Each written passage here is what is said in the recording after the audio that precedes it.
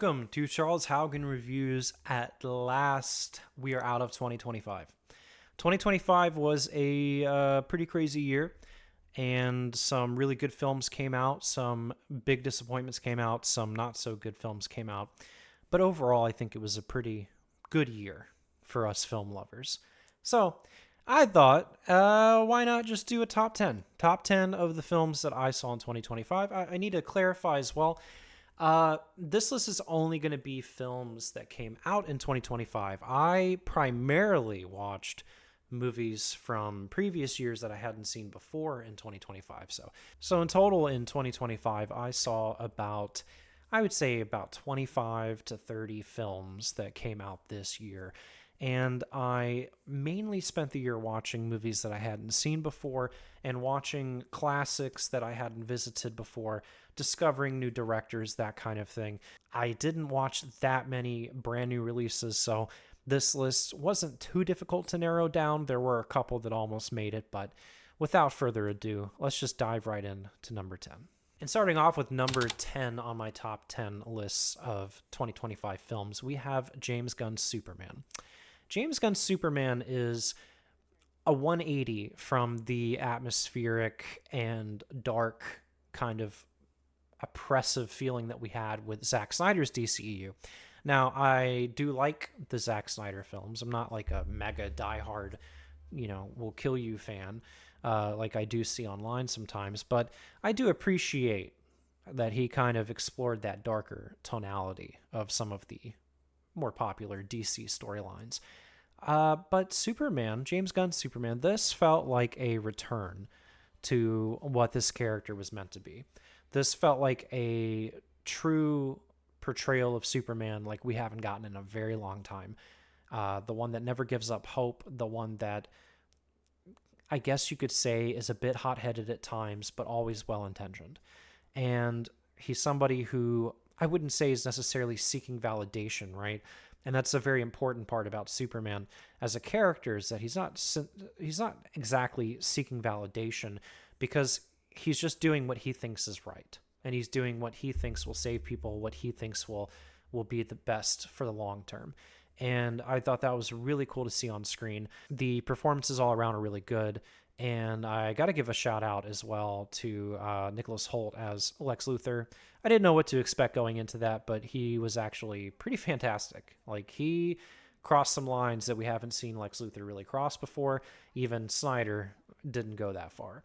And I thought that Lex Luthor was a great character in this. Like, he was a fleshed out character. He wasn't just a villain. Like, you got to see why he felt the way that he did and why he hated Superman so much when he goes on that whole rant about how basically, like, he's the Einstein of this generation, or the Isaac Newton of this generation, and he's created things and done things that have never been done before, but nobody cares because there's an alien walking around. So really cool perspective to see, and I appreciate Gunn for doing that. Of course, the music is on point, the action is on point, everything that you can expect from Gunn. There feels like real stakes at times, so I appreciated that as well, because even some of Gunn's films at times don't feel like they have real stakes, but this one did. And it did fall into some DC tropes at the end, but overall it was a really good experience, and I'm super excited to see Brave and the Bold. I think that Supergirl is coming out next, but Brave and the Bold, I'm interested to see his take on Batman. Number 9, we have Predator: Badlands. This is an interesting film. This is a anomaly, honestly. I was very apprehensive going into this film. I was afraid, I was worried, and the funny thing is, I didn't even realize it was PG-13 until I went to the early screening and was like, wait a minute, what? Because, that's not what you expect from a Predator film. It makes sense, though, why.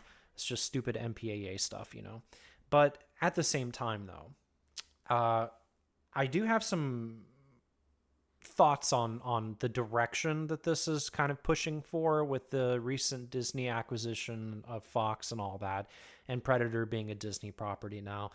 And I said it all in my main review, but just to sum it up here, I really like this movie. I thought this movie was a ton of fun. I thought that it honestly gave us a fresh perspective. Sure, it had its flaws. Sure, it had a bit too cutesy at time moments, but overall, it was a thrilling, rambunctious, crazy action epic. It was nonstop pretty much from the jump, and some of the action sequences are probably some of the best set pieces that we've had this year. I really appreciated them going practical with Deck everywhere except his face, and because that made it really feel immersive. It made it feel like he was a real thing, living thing that was there. And I like the story with Deck. I like the synthetic character played by Ellie Fanning. Can't remember her name right now. It's Tessa, I think, or that might be her sister. I can't remember, but she was great in both dual roles, by the way. And yeah, this was a surprise. I didn't think I was going to like it. I thought it was just going to be an action romp and that it was going to marvelize the Predator universe. And it kind of does, but the thing is that as long as this is kind of a one-off with this character, even if they did a sequel, as long as it's contained, I think it's fine. Like as a spin-off, it's excellent. It reminds me of the old Dark Horse comics. Like it felt like I was watching these comics that I read as a kid come to life. So pleasantly surprised, cautiously optimistic for the future of this franchise, but overall, it was a really great time. And number 8, Kill Bill, The Whole Bloody Affair. I know. This is technically a film that came out 20-something years ago, and there are certain disqualifications. Whatever. This is its own film, okay? And I think you got to see it to understand that. It felt very different than watching them separately, and it was a blast. I mean, honestly, seeing this on a big screen all together and really feeling that scale and that epicness and seeing these added on scenes, seeing this new footage that we hadn't seen before and watching it as Tarantino meant for it to be. I may not be the biggest Tarantino guy because I do think a lot of his works are very derivative, including Kill Bill, but this is, I mean, undeniably, right? Regardless of how derivative the film is, regardless of how much he took from filmmakers that were better than him to make Kill Bill, it's still a great movie. I mean, it's iconic, and you can't deny that. You can't take away the legacy of Kill Bill. Everyone knows what Kill Bill is. Like, it's going to be around forever. Everyone's always going to know about Kill Bill. It's a bona fide classic. So, you know, with all of my reservations about Tarantino, cannot deny the influence and legacy that he has had on the industry. And seeing the film all together was such a great experience. It was 4 hours. There was a little intermission, which was fun. I appreciated the intermission because I really had to go to the bathroom. I don't think I would have made it throughout the whole 4 hours of the film. But yeah, the Crazy 8 gang fight scene, seeing that in color was spectacular. It definitely felt like this is how we should have seen the movie in the first place. All-time great. There's really nothing I can say that hasn't been said about Kill Bill. And I encourage you, if you haven't seen The Whole Bloody Affair, definitely watch it. If you're a fan of the original versions, this is the way it's meant to be watched. Now we're at number 7, and this one, you're going to be shocked. You're going to be shocked, right? I try to be objective as much as I can when it comes to quality, but sometimes there are those guilty pleasures that sneak through and just blow you away, and Primitive War is one of them. Primitive War was a total blast, and being a super omega massive fan of the original Jurassic Park film and The Lost World, and being a really big fan of Dino Crisis and Turok and games like that I grew up with, I always wondered what it would be like to get that violent R-rated dinosaur action on the big screen. And Primitive War delivered. I read the novel as well leading up to the release of the film, and I can say the novel is pretty good. It's a lot more gruesome, doesn't hold back as much. And there were some parts about the novel that I wish had made it to the transition to the big screen, specifically the main character. There were some qualities about him that I kind of wish that they had brought that in because it would have made it so much more dynamic. But yeah, no, this film was sure low budget, sure it has its flaws. It's not meant to be something that you analyze and break down and that kind of thing. It's shut your brain off fun, and it's bloody. It's just insane. It's got Trisha Helfer from Battlestar Galactica. Super cool to see her in a film on the big screen as well, because I love Battlestar Galactica, and one of the best series ever, by the way. But yeah, no, definitely recommend Primitive War. It's out on 4K. If you haven't seen it, please get it. Support these indie films, especially ones like this that are so bold and just taking that leap. Because this movie, remember, came out the same year as Jurassic World Rebirth with a fraction of a budget, and arguably some of the visual effects look just as good. Not all. It's got its problems. There are janky special effects here and there, but it was never something that distracted me. Yeah, it's literally Dino Crisis slash Turok slash Jurassic Park R-rated on the big screen. Bloody, gory, violent, based in Vietnam. Definitely go see it. I mean, you can't beat the premise, right? Of these soldiers in Vietnam who go to rescue special forces, Green Berets, who got eaten by dinosaurs. Like, you can't beat it. It's goofy as hell, and it sounds like a Sci-Fi Channel original, but man, so much fun. Brought me back to the good old days of when I was a kid, and I really got to experience that, just shutting everything off, shutting out the outside world, and just enjoying the carnage. And next up, we have at number 6, I believe, the first film that I saw in 2025 in theaters, and that is Mickey 17 from Bong Joon-ho. I feel like this movie really went under the radar. I think it came out in January, but basically, like, if you haven't heard of Mickey 17, it's about this guy who signs up for this job in space where basically he does these super dangerous jobs and he's likely to die on almost all of them, and they just keep literally 3D printing him out. So Robert Pattinson, man, if you were not sold, okay, with The Batman or Good Times or any of these other films that he's done in recent memory, go watch Mickey 17, because this cemented it for me. He is no longer the Twilight guy. Mickey 17 was great. And having a filmmaker like Bong Joon-ho, it was awesome. Mark Ruffalo does a really funny role in this as well. It's very comedic and satirical. Really loved it. And, I think it's super underrated. I don't know why more people aren't talking about this. I hate that it came out in January because we associate that with bad movies. And then on top of that, by the time December rolls around, it's like we've had 11 months of films since January, and Mickey what? So yeah, I'm putting it in your minds. Go see this if you haven't heard of it, or if you haven't seen it since it came out. Give it another watch.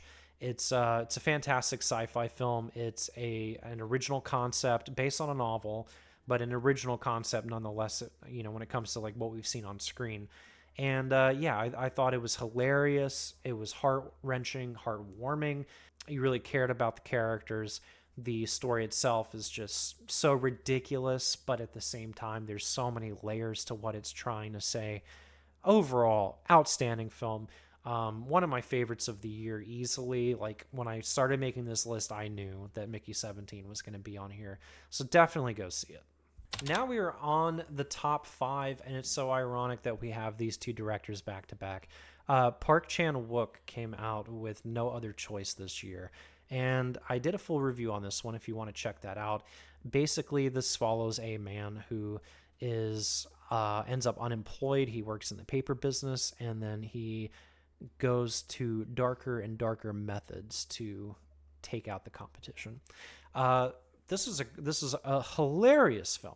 I was not expecting that when I went into it. I thought it was going to be darker, that it was going to be depressing, that kind of thing, because that's just what you expect. I mean, Park Chan-wook's last outing, I believe, was Decision to Leave, and that ending is bleak. So I was like, yeah, it looks like it might have some humor, but, it's probably going to end really sad. No, this film was just, I mean, uproariously hilarious. My whole theater was laughing the whole time, and they ended up applauding at the end because they just had such a great time, and I was one of them. I thought it was great. And there you have Lee Byung-hun, who plays the main character, and this is one of his best roles he's ever done. I really hope he gets some attention in the awards season coming up here, because he absolutely deserves it. Do I think it's his best role he's ever done? No, but if this is what it takes for him to really get the recognition he deserves, then I am all for it. Same thing with Park Chan-wook. I'm hoping that this film might have the same impact that Parasite had for Bong Joon-ho. We will see. Don't want to get my hopes up too high, but yeah, this was a great film. It was, I mean, it's a black comedy, but heavier on the comedy side. Sure, there are some parts of it that can be a bit disturbing, but far and very few and far in between. Overall, it was just really, really funny. So great humor, great writing, great cinematography, great score, everything that you can expect from Park Chan-wook. So if you haven't seen this, I think it's actually in theaters now. I saw it early at an early screening, probably a month and a half ago or so. So if you see any showtimes for it, I know Cinemark is going to be having some, and AMC as well. If you see any showings, go see it. Trust me, it's hilarious. It's a great time. Now we're at number 4, and honestly, this whole list is just unexpected. All the films on this list were films that pretty much defied my expectations, and I didn't think my list was going to look anything like this at the beginning of the year. But yeah, so number 4, we got 28 Years Later. I am a huge fan of the first one. I am a huge fan of 28 Weeks. Despite, I know that there's a rift and people are really split on 28 Weeks, but 28 Weeks to me is, I mean, that's a great film. And the opening scene alone in 28 Weeks is one of the most difficult things to watch. That is an all-time great when it comes to opening sequences. And 28 Years Later, I was worried. I had heard from other reviewers and stuff that it was weird, and it kind of goes in some directions they didn't like. But none of that bothered me, is the weird thing. I feel like it's weirder that it didn't bother me than the level of weirdness that what happens in the movie actually is. It felt like it fit in the universe to me, and I know that's crazy to say, because especially if you've seen it, it's got some really strange areas it goes into. But Ray Fiennes, man, this guy, this is going to be a year for him. 28 years later, this is 28 years after the virus of 28 days later breaks out, the rage virus. And we have this society where people are kind of living on their own and they're isolated and everything. And we get to really see how the infected have evolved over time. So yeah, super fun. Some amazing sequences. I mean, this was truly, truly captivating. Danny Boyle, I think, did some of his best work here as far as his direction. I know that the film was shot on iPhones, which is just so hard for me to believe because it looks so damn good.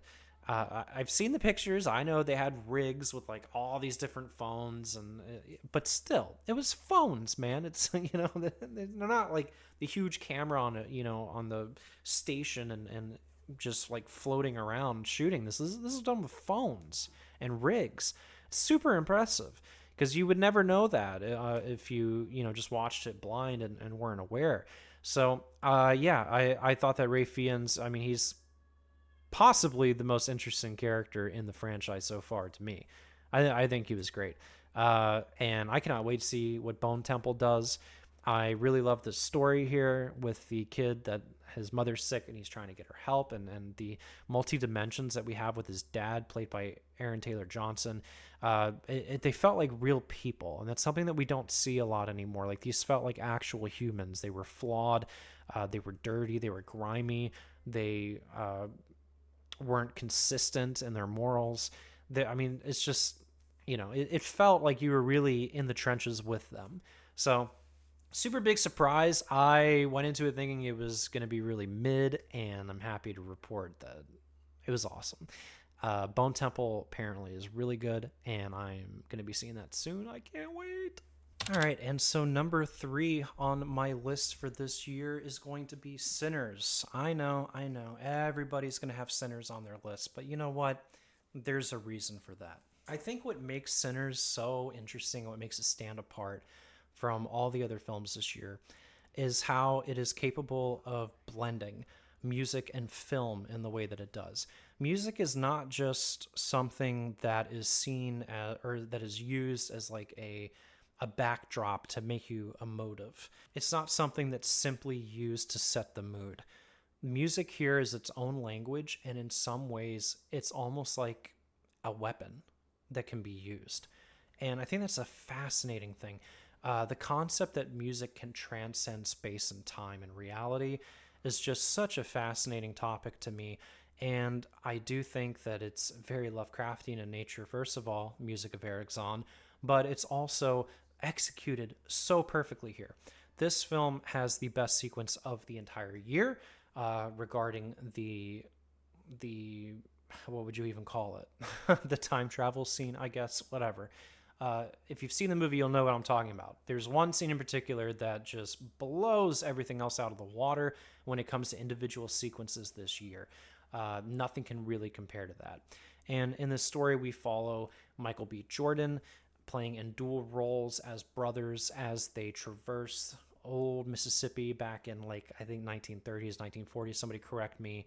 I don't remember the exact year that it's based, but they end up starting a juke joint down in old Mississippi, and then vampires show up. And the lead vampire, played by, I believe his name is Jack O'Donnell. I can't remember. I've only seen a few things with him. He's in 28 Years Later at the end, and then he's in Bone Temple. But he was outstanding. I mean, he blew me away in this. One of the best villains of the year, hands down. This was just overall a great crowd-pleasing film. One of the best vampire movies we've gotten in a very long time. So I know you've heard all the praise. I'm going to shut up about it. If you haven't seen it, check it out. I would love to hear your thoughts. And number two is another one that was so unexpected. Yeah, so I had friends that hated this movie. I had friends that like absolutely despised it, thought it was a comedy, that kind of thing, and I couldn't disagree more. So I went and saw Weapons with my brother, and I thought that it was very unique, very original. That kind of thing always piques my interest, right?